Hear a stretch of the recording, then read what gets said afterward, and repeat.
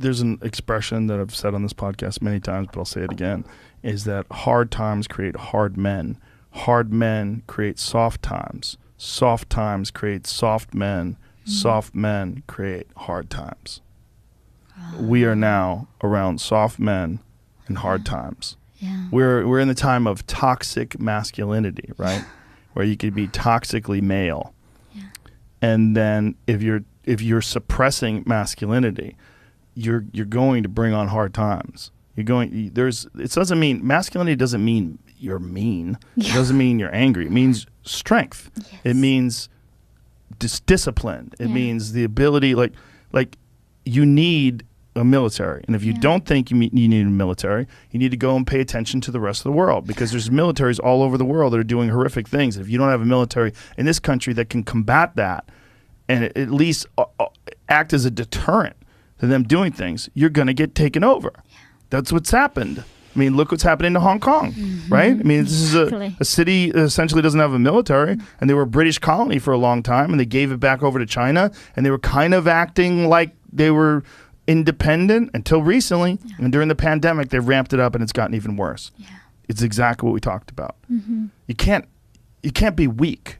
Yeah. And in this country, being weak is thought of as a virtue. Yeah. Jordan Peterson has a really interesting way of looking at this, and he said it to me once, and it made a lot of sense. He said, people think that you should be weak and you should be docile, and then you should be a pacifist. He goes, no, you should be a monster. He said you should be a monster, you should be ruthlessly ambitious, and then learn how to control it. And it's that old expression, it's better to be a warrior in a garden than a gardener in a war.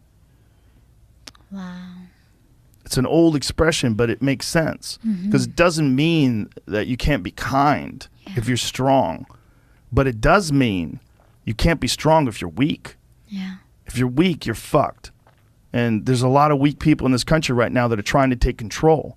And they're gathering up all the other weak people, and they say, yeah, let's all be weak together. Yeah. And they're willing to embrace all sorts of ideas that have been disproven, not just disproven, that have caused the deaths of untold millions of people in Maoist China and Stalinist Russia. And it's crazy. And they're short-sighted. And they're short-sighted because in the short term, they want their tribe to win, and there's so many weak people that'll join along with them. There's so many just simple-minded dullards that just want to promote their tribe.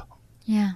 I mean, they encourage you to be triggered. Yeah. They encourage you to be weak, right? When you go, then they try not to expose you to any reality.